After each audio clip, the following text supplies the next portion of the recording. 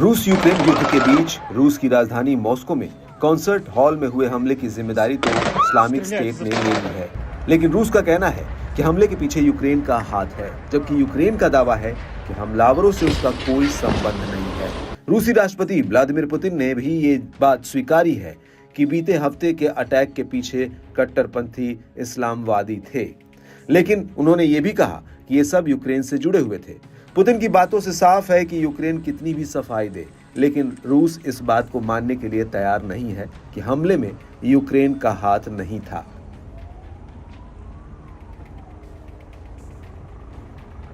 बीते 2 दशक में रूसी क्षेत्र पर हुए इस सबसे घातक हमले के बाद अब यूक्रेन के खुफिया प्रमुख रूस के निशाने पर आ गए हैं।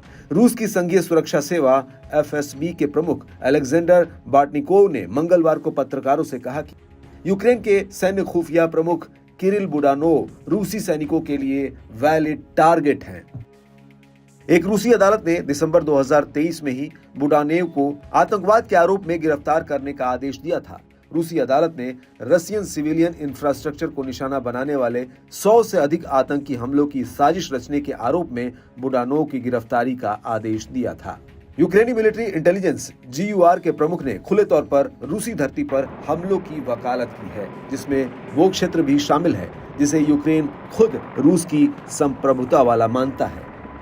बुडानोव ने शुरू में हमलों को पक्षपातपूर्ण गतिविधियां बताया, लेकिन बाद में उन्होंने यूक्रेन की जिम्मेदारी स्वीकार की। बुडानोव और अन्य यूक्रेनी खुफिया अधिकारियों के बारे में पूछे जाने पर बार्टनिकोव ने कहा कि रूस और रूसी नागरिकों के खिलाफ अपराध करने वाले एक वैलिड टारगेट है।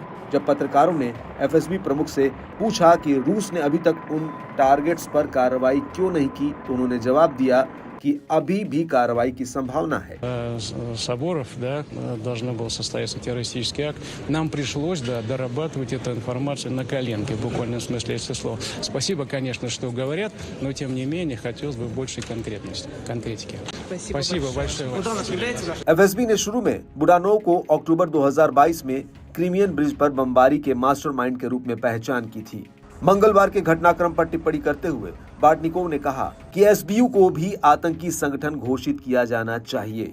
यूक्रेन के गांव और शहरों पर तेजी से कब्जा करते जा रहे रूस के लिए यह हमला एक बड़ा झटका है और ये भी तय है कि अब रूस यूक्रेन के खिलाफ और आक्रामक होगा। ऐसे में अगर यूक्रेन को समय रहते अमेरिका और अन्य पश्चिमी सहयोगियों से मदद नहीं मिली तो उसका और भी बुरा हाल होगा।